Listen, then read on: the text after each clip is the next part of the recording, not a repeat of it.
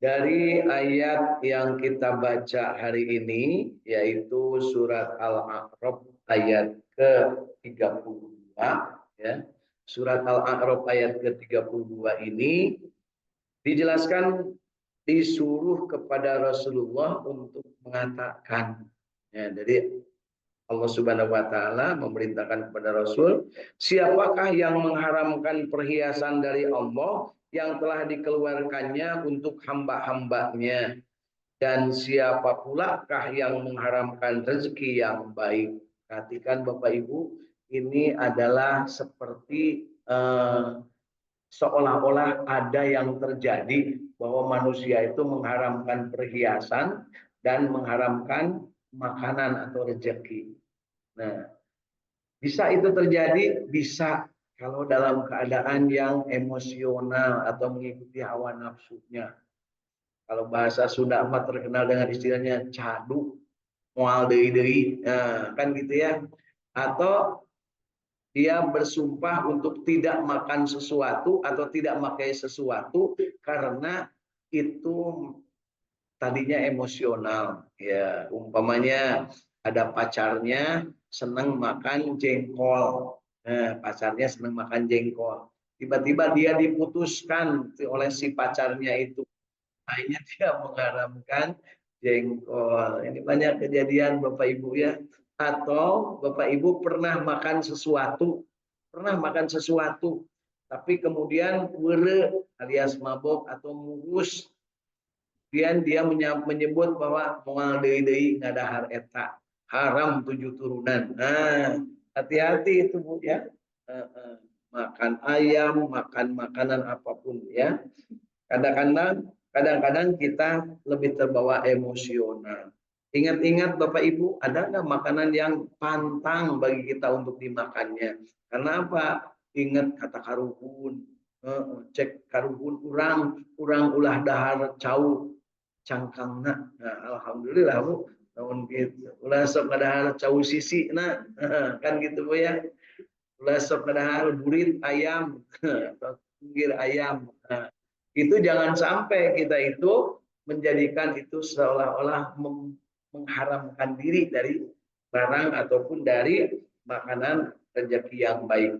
Katakanlah semuanya itu disediakan bagi orang-orang yang beriman dalam kehidupan dunia, khusus untuk mereka saja di hari kiamat. Demikianlah kami menjelaskan ayat-ayat itu bagi orang-orang yang mengetahui. Jadi Bapak Ibu, kalau seandainya kita dalam kehidupan ini jelas-jelas dihalalkan oleh Allah Subhanahu wa taala, maka jangan sampai kita karena emosional atau karena nafsu syahwat kemudian kita mengharamkan. Nah, demikian juga sesuatu yang haram jangan sampai juga dihalalkan. Itu lebih parah lagi kalau itu ya. Allah Subhanahu wa taala berfirman sebagai bantahan terhadap orang-orang yang mengharamkan beberapa makanan, minuman dan atau pakaian berdasarkan pendapat diri mereka sendiri, bukan berdasarkan syariat. Di sini hati-hati kita jangan sampai kita juga terjebak pada keadaan semacam ini. Jadi kita mengharamkan sesuatu yang dihalalkan Allah Subhanahu wa taala. Kemudian di ayat ke-33-nya kita melihat ada disebutkan di sini juga bahwa katakanlah Tuhanku hanya mengharamkan perbuatan yang keji, baik yang nampak maupun yang tersembunyi, dan perbuatan dosa, melanggar hak manusia tanpa alasan yang benar, mengharamkan mempersekutukan Allah dengan sesuatu yang Allah tidak menurunkan hujah untuk itu, dan mengharamkan mengada-adakan terhadap Allah apa saja yang tidak kamu ketahui. Jadi Bapak Ibu, ini wanti-wanti kepada diri-diri kita, kalau tidak punya ilmunya jangan sok mengharam-haramkan sesuatu. Ya, tidak punya ilmu. Ya, ini hati-hati jangan sampai juga kita termasuk mengkafirkan ya, mengharamkan sesuatu dan mengkafirkan orang lain. Nah, kita tidak punya ilmunya, ada orang lain mengamalkan, nah, terus kita sebut sebagai kesesatan atau pengharaman. Itu jangan sampai jadi. Kalau tidak punya ilmunya, maka di sini sebutkan diam atau jangan berkomentar. Ya, baik Pak Ibu, kita diberikan pelajaran yang sangat berharga dari dua ayat ini, ayat 32 dan 33 surat Al-A'raf ini tentang adanya perilaku manusia saat itu yang cenderung mengharamkan sesuatu yang dihalalkan Allah hanya karena nafsu dalam dirinya, hanya karena emosi dalam dirinya, hanya karena kepentingan dalam dirinya. Umpamanya saya haram pakai baju kuning karena saya waktu itu berseberangan dengan partai pengusung umpamanya. Nah, maka jangan sampai itu menjadi bagian dari yang menjadi pengharaman. Nah, baik, lanjut kita ke ayat ke-34. Walikulli ummatin ajal.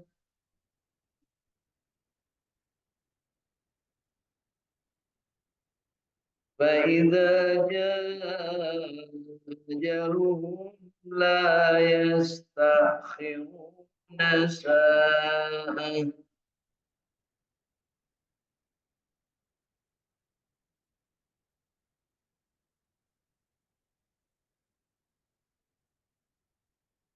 ولا يستقدمون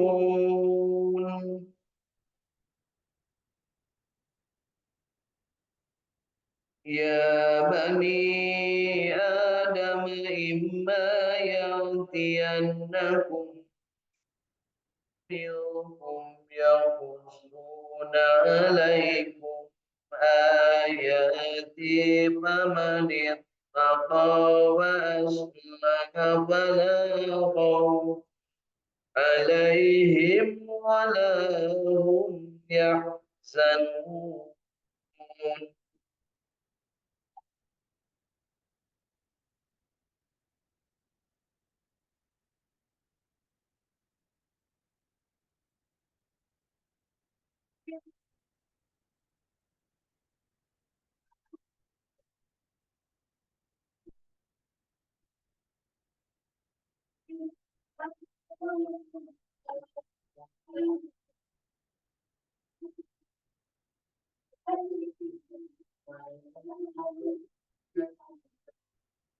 والذين كذبوا بآياتنا واستكبروا عنها أولئك أصحاب النار هم فيها خالدون.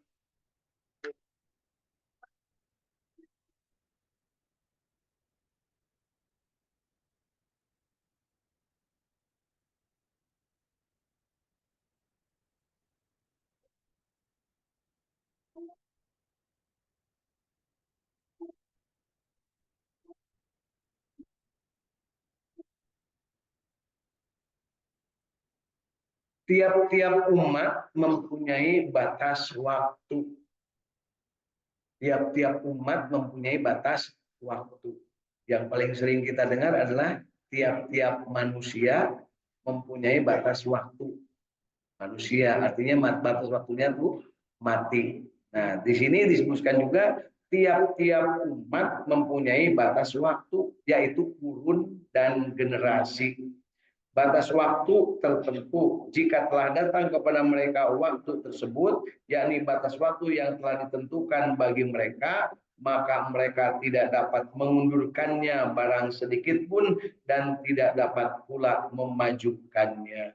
Bapak Ibu, batas waktu bagi para umat-umat terdahulu biasanya diakhiri dengan munculnya nabi atau rasul yang baru setelahnya mereka diajari atau dibimbing oleh Rasul yang sebelumnya. Ya, ada yang berupa berakhirnya dengan musibah, ada juga yang berakhirnya dengan berbagai penyelewengan yang tidak sampai menimbulkan laknat atau bencana, tetapi sudah menimbulkan kerusakan di dalam kehidupannya. Contoh, ketika kaum Ad, ya kaum Ad, nabinya siapa Bu? Nabi Hud. Ya, kaum Ad ini masa atau tenggat waktunya untuk hidup mereka habis, maka kaum Ad ini dimusnahkan Allah dengan cara didatangkan apa yang disebut dengan bencana, ya, sehingga musnahlah mereka. Tinggal orang yang beriman. Demikian juga dengan kaum Sodom. Siapa nabinya kaum Sodom? Nabi Lut. Demikian juga dengan kaum Aikah. Siapa kaum Aikah nabinya? Nabi Su'aib. Kemudian kaum Samud. Siapa nabinya? Nabi Soleh. Ya, Mang Samud. Nabinya Mang Soleh. Ya, mereka umumnya diberikan ada periodenya, ada batas waktunya.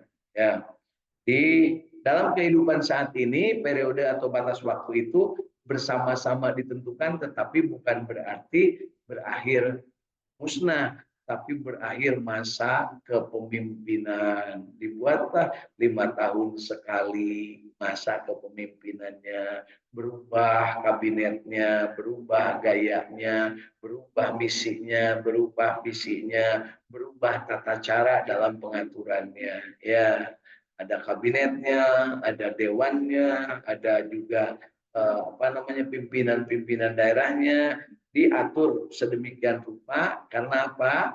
Bapak Ibu tahu nggak yang namanya umat Kangjeng Nabi Muhammad Shallallahu Alaihi Wasallam periodenya sampai kapan?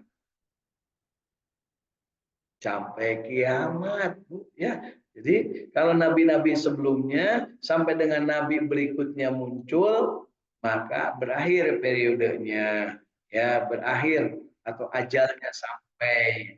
Tapi kalau Nabi Muhammad Shallallahu Alaihi Wasallam periode kenabiannya, periode kerasulannya akan berakhir ketika kiamat.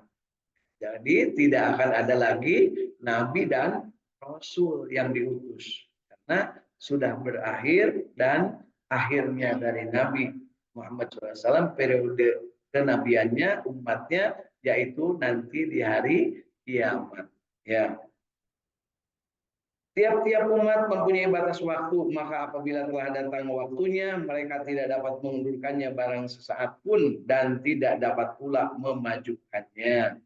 Hei anak Adam, jika datang kepadamu rasul-rasul daripadamu yang menceritakan kepadamu ayat-ayatku, maka barang siapa yang bertakwa dan mengadakan perbaikan, tidaklah ada kekhawatiran terhadap mereka dan tidak pula mereka bersedih hati. Bapak Ibu dicatat ya, orang yang bertakwa itu dia tidak pernah khawatir dan tidak pernah bersedih. Dalam Bapak Ibu ayeuna dalam kehidupan sering khawatir dan sering sedih, berarti teu bertakwa. Ya, gitu ya. Ini adalah kriteria. Kita harus paham bahwa orang yang beriman dan bertakwa itu tidak pernah, ya, tidak pernah dia khawatir dan tidak pernah bersedih hati. Dia selalu optimis mengadakan perbaikan.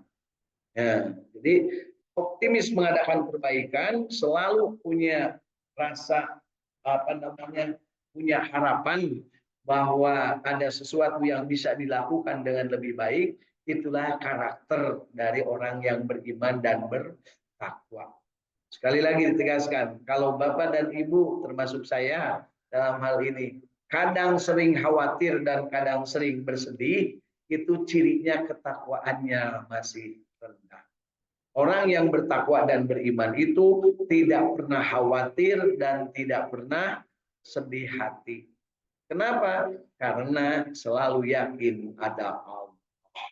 Ya, rezeki sudah diatur oleh Allah dan tidak akan tertukar. Kalau yang mengatur Allah pasti akan benar. Ya, jadi tidak usah sedih, tidak usah khawatir tentang rezeki. Kemudian yang kedua, kewajiban sudah diatur dan wajib untuk dilakukan, tidak bisa diwakilkan. Nah, untuk hal ini tentunya jangan sampai kita merasa aman karena sudah ada yang melakukan. Padahal kewajiban itu masing-masing. Berikutnya adalah kita juga jangan khawatir dan jangan bersedih tentang kematian. Karena kematian itu pasti ditentukannya sudah. ajalnya sudah, kapan matinya, di mana akan matinya, bagaimana cara matinya, itu sudah ada ketentuannya. Jadi kita nggak usah khawatir, nggak usah juga kita bersedih hati.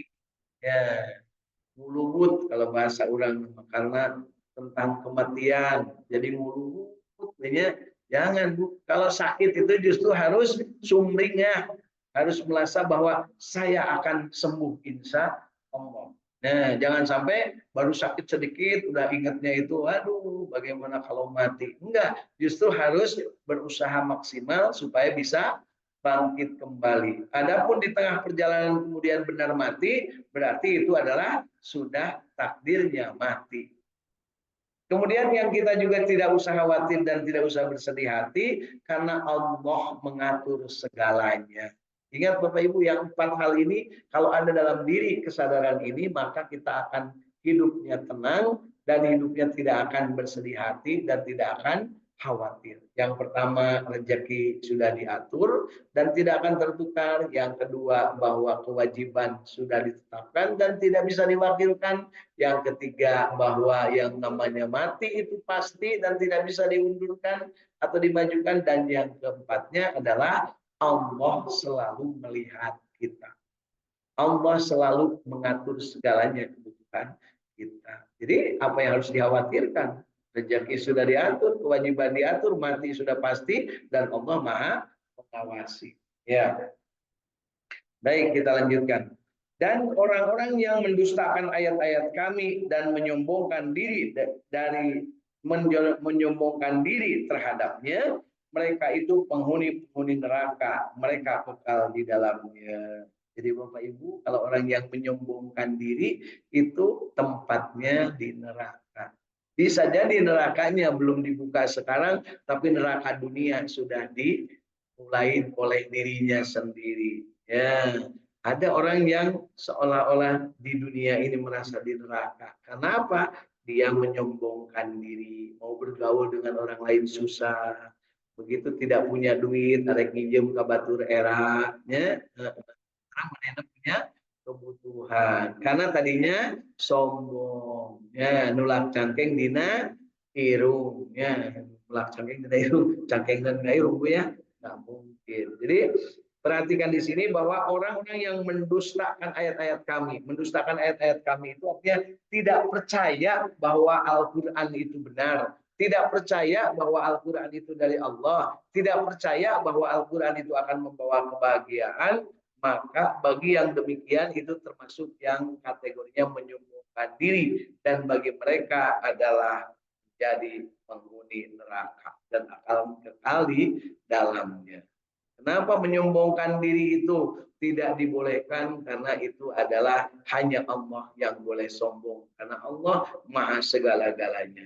Sedangkan iblis saja takabur, sombong, tidak mau sujud kepada Adam ketika Allah menciptakan Nabi Adam, maka diusir dari surga dan ditetapkan sebagai penghuni.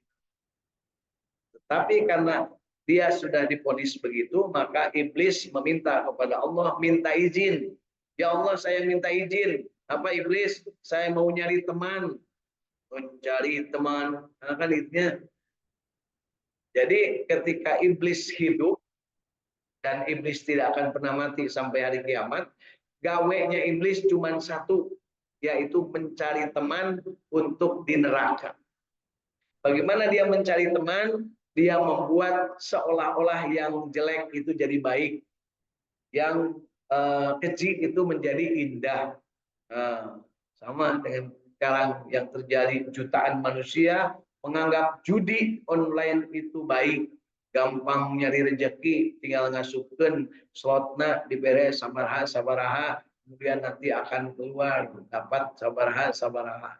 Alhamdulillah sekarang sudah terbongkar, dan ternyata kenapa judi online banyak mahabub di negara kita, karena ada pegawai di kementerian yang ditugaskan untuk menutup judi online, malah dia membiarkan judi online itu terbuka. Nah, alhamdulillah 11 orang kemarin sudah ditangkap, ya. Seharinya ternyata penghasilannya 8,5 juta kali 1.000 sehari, sebulan. kali 1000, kira-kira berapa Bu? 8,5 miliar sebulan dibagi 11 orang. Ya, Masya Allah ya. Eh, eh. Belum lagi yang lainnya, mungkin masih ada yang nanti akan ditangkap. Dan ternyata bandarnya itu belum tersentuh. Kemudian nanti bandarnya juga ditangkap. Baru yang tukang nutupnya, ya tukang nutup program-programnya. Tugasnya dia sebenarnya harus nutup, malah dibiarkan terbuka. Hati-hati Bapak Ibu, bisa jadi kita juga begitu Bu. Disuruhnya itu kita itu menjaga masjid supaya bersih, malah motoran masjid kan gitu ya. Jumsi hari Jumat saja di Sabtu nepi ka Kemis makalah lotor we pada lain gitu. Lamun Jumat bersih berarti ti Jumat ka Jumat kudu bersih. Artinya ajak anak-anak, ajak semua komponen jangan ngabala di masjid gitu ya. Baik.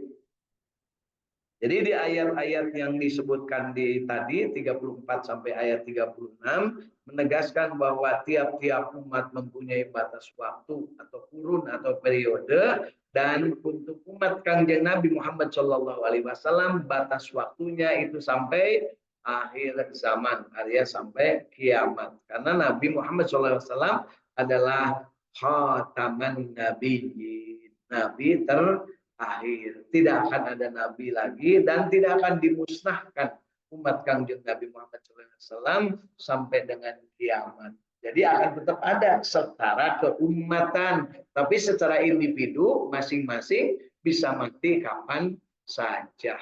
Begitu Bapak Ibu ya. Yuk kita lanjut bacaannya ke ayat ke-37. فمن أظلم ممن افترى على الله كذبا أو كذب بآياته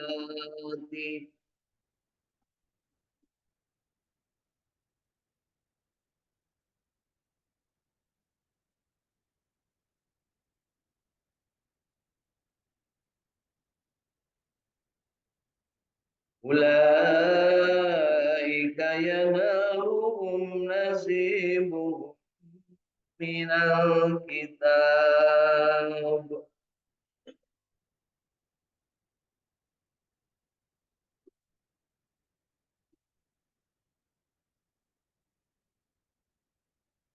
حتى إذا جاءهم رسلنا يتوفونهم قالوا أين ما كنتم تدعون من دون الله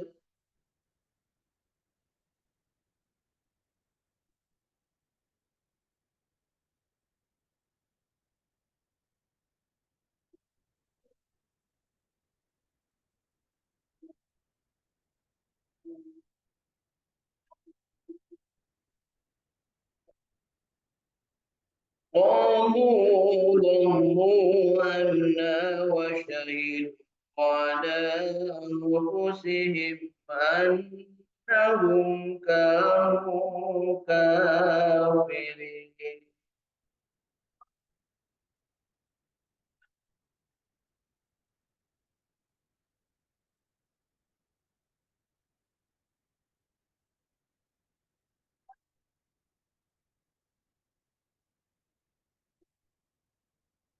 Maka siapakah yang lebih zalim daripada orang yang membuat dusta terhadap Allah atau mendustakan ayat-ayat Allah. Nauzubillah Bapak Ibu, mudah-mudahan kita tidak termasuk yang disebut oleh ayat ini membuat dusta terhadap Allah, mengatasnamakan Allah. Kita paling sering kan demi Allah, enggak insya Allah, kan masuk gitu Bu.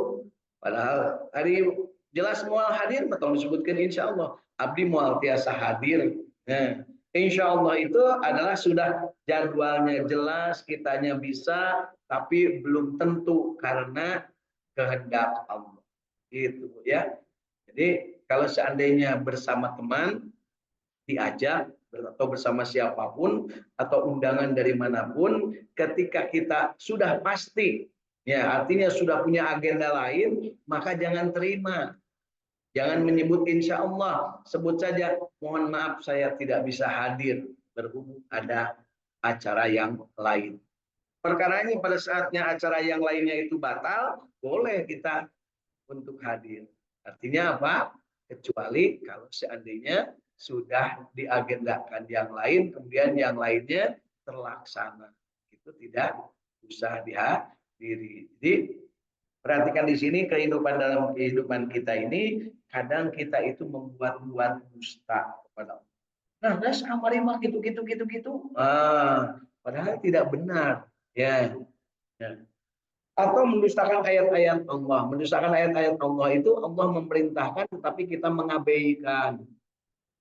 Kita tidak memperdulikan.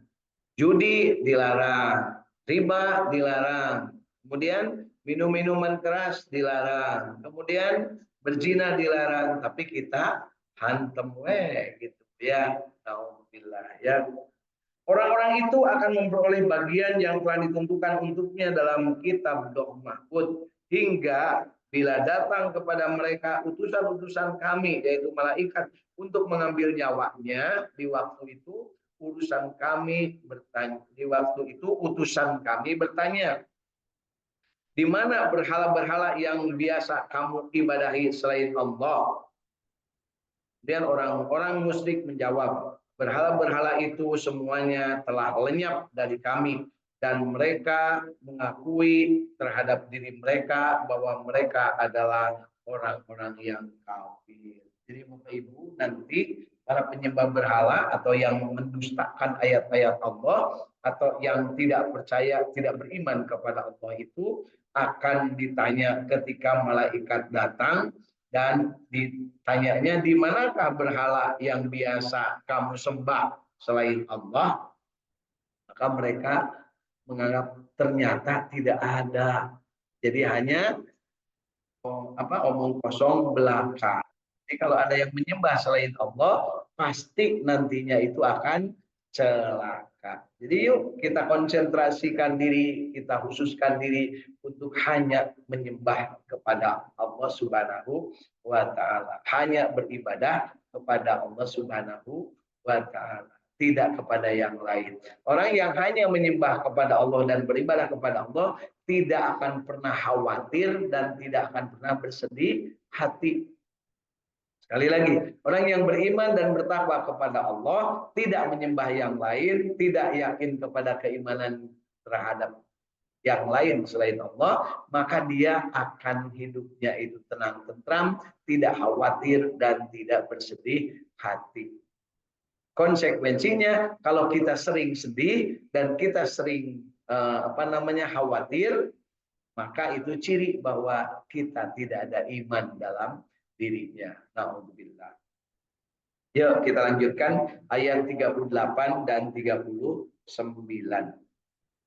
Qala dukhulu fi umamin qad khalat min qablikum minal jinni wal insi fin nar.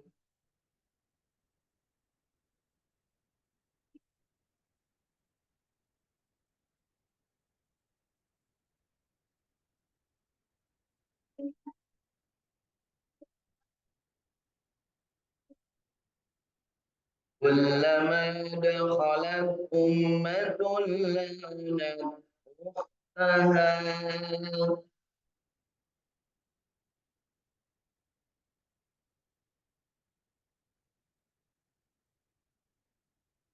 حتى إذا تداركوا فيها جميعا قالت أخراهم لأولاهم ربنا هؤلاء أضلونا.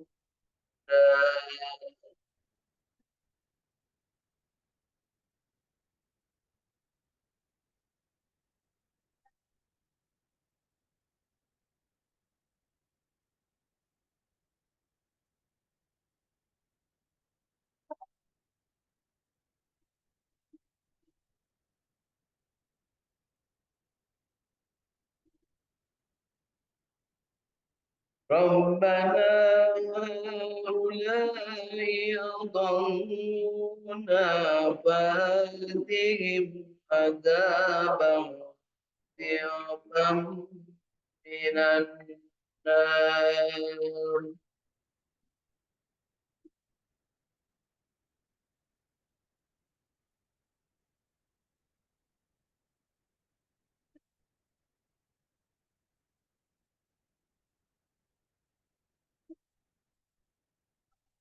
قال لكل ضعف ولكن لا تعلمون.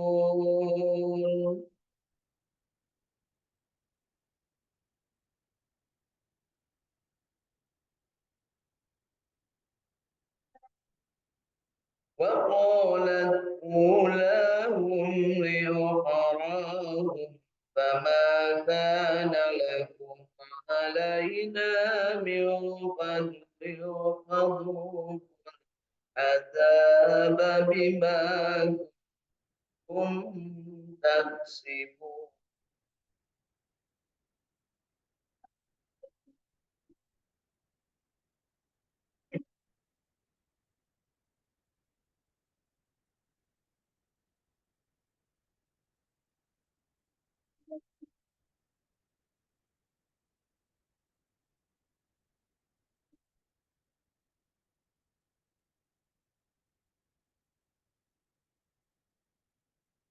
صدق الله العظيم.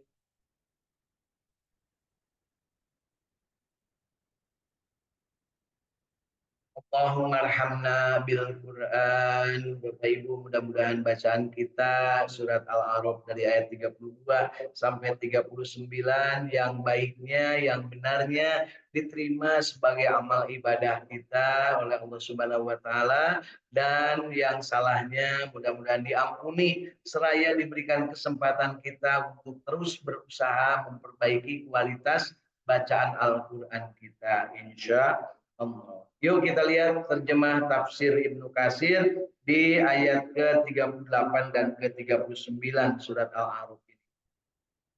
Allah Subhanahu wa taala berfirman, "Masuklah kamu sekalian ke dalam neraka bersama umat-umat jin dan manusia yang telah terdahulu sebelum kamu." Jadi ayat-ayat ini ditujukan kepada umat Kanjeng Nabi Muhammad SAW. Artinya setelahnya Al-Quran diturunkan, tapi mereka masih tetap menyembah berhala, tetap musyrik, tetap takabur, tetap mendustakan ayat-ayat Allah, maka mereka diperintahkan untuk masuk ke dalam neraka bersama jin dan manusia yang sebelum kamu. Artinya umat-umat yang terdahulu yang sudah ada di sana. Setiap suatu umat masuk ke dalam neraka, dia mengutuk kawannya yang menyesatkannya. Jadi Bapak Ibu, konon kabarnya kalau seandainya seseorang itu dimasukkan ke dalam kondisi yang celaka, di dunia juga sok namek kababaturanana nu nyilakakeun. Ya, suka apa namanya? Apa istilahnya, memaki atau suka mencaci bagi orang yang mencelakakan dirinya. Nah, ini juga sama. Begitu mereka masuk ke dalam neraka, maka mereka mengutuk kawannya, artinya yang menyesatkannya, yang ngajaknya. Hati-hati, makanya Bapak Ibu, yuk kita beramal ma'ruf nahi mungkar, ngajak kebaikan, mencegah kemungkaran. Mudah-mudahan nanti ketika kita dalam kondisi yang lempar ke dalam neraka, ada orang yang menolong dengan cara apa? Dia menyebut bahwa dia itu orang baik, nah, kan gitu ya. Di pengadilan depan Allah Subhanahu wa taala ada yang mengakui kebaikan kita. Apalagi kita berharap dapat syafaat dari Kanjeng Nabi Muhammad SAW ketika kita dimasukkan ke dalam neraka, maka Rasul SAW akan memberikan syafaat karena kita apa namanya menjadi pengikutnya dan setia kepada ajarannya. Sehingga apabila mereka masuk semuanya, berkatalah orang-orang yang masuk kemudian di antara mereka kepada orang-orang yang masuk terdahulu. Jadi setelahnya orang-orang itu, jin dan manusia itu masuk ke dalam neraka, maka yang terdahulu itu maksudnya yang lebih dulu ke dalam neraka, ya. Kemudian Datanglah yang belakangan masuknya. Nah, yang belakangan ini nanya, ya nanya, ya Tuhan kami, mereka inilah yang telah menyesatkan kami. Sebab itu datangkanlah kepada mereka siksaan yang berlipat ganda dari neraka. Jadi setiap datang yang baru, karena mereka merasa disesatkan oleh yang lama, maka dia ngomong kepada Allah, ya Allah, gara-gara orang ini saya jadi masuk neraka, jadi tersesat. Maka siksalah terus ya Allah. Nah, bayang nggak Bu? Silih salah yang punya. Allah Subhanahu wa taala berfirman, masing-masing mendapat siksaan yang berlipat ganda, akan tetapi kamu tidak mengetahuinya. Masya Allah. Tidak mengetahui artinya tidak mau tahu bahwa siksa api neraka itu sangat pedih yang berlipat ganda. Dan berkata orang-orang yang masuk terdahulu di antara mereka kepada orang-orang yang masuk kemudian. Jadi kalau tadi yang belakangan masuk ngomongnya gara-gara kamu maka saya masuk neraka, maka neraka sok siksa nih orang ini, nah, gitu ya. Nah sekarang orang yang terdahulu, orang yang sudah ada dalam neraka, ketika menyambut orang yang baru muncul, ya ngomongnya apa? Kamu tidak mempunyai kelebihan sedikit pun atas kami, maka rasakanlah siksaan karena perbuatan yang telah kamu lakukan. Jadi artinya tetap saling menyalahkan. Salah sendiri lu, ikut saya. Nah, kan gitu ya. Kira-kira Bu Adang serang Bu Lilis nanti mau saling menyalahkan atau saling membela? Gara-gara itu abdi jadi bisa ngaji. Nah, beda dengan yang saling memberi alhamdulillah abdi manya lamun ngaji sok dibenerkeun terus, sok sanajan sok kadang dongkol nya, lamun pasti benerkeun sebab cerewet ngabenerkeun anaknya ya. Karena itu merupakan bagian dari ikhtiar. Jangan kira kalau mengajak kepada kebaikan, membenarkan bacaan-bacaan orang lain itu enak, Bu. Banyak yang merasa tersinggung. Bahkan ada yang ngaji nate eureun, Bu, gara-gara sering disalahkan terus eureun ngaji nya. Ah, Bung, cenah ngaji jeung Pak masalah wae. Akhirnya Pak berhenti, jangan sampai juga begitu. Jadi tetap harus bijak bahwa memberikan apa namanya istilahnya teguran atau memberikan cara untuk memperbaiki bacaan harus dengan cara yang santun, dengan cara yang sopan. Kalau perlu punten-punten Bapak ulangi lagi sok. Punten-punten Ibu diulangi. Diulanginya terus Bu. Sebenarnya can bener-bener karena kalau belum bener harus terus-terusan diulangi gitu Bapak Ibu. Dalam proses belajar. Tapi kalau sedang sholat, ada orang yang lagi jadi imam, baca Al-Qur'annya. Itu benar, ulah dicawan. Kabab apa? Nanti menjadi batal sholatnya. Biarkan sampai dengan selesai bacaan sholat. Kalau Bapak Ibu merasa tidak mantap dengan bacaan yang imam baca tadi, maka silahkan sholat lagi. Ya, silahkan untuk menyempurnakan. Umpamanya imamnya bacaannya tidak tepat atau bacaannya kurang baik, ya maka nggak usah ribut, ya. Mundur kemudian sholat. Ya Allah, aku sholat karena tadi rasanya nggak sah baca Al-Qur'annya itu benar. Tapi itulah jaminan dari Rasulullah SAW bahwa kalaupun keliru di dalam bacaan orang yang menjadi imam, kamu sami'na wa ata'na. Itu menang keluar tina barisan. Nah, tapi nanti begitu sudah selesai harus segera diberitahu. Kalau perlu ditandaan si etama udah jadi imam deui sabab saralah macana. Nah, nu jadi imam teh jangan tersinggung ya.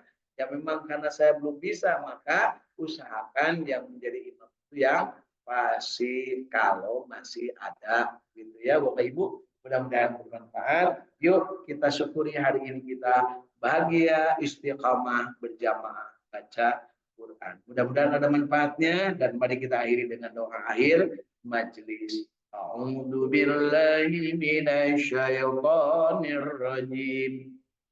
Bismillahirrahmanirrahim. Wal asri innal insana lafi khusrin illal ladzina amanu wa amilus solihati wa tawassaw bil haqqi wa tawassaw bis sabr. Bismillahirrahmanirrahim. Inna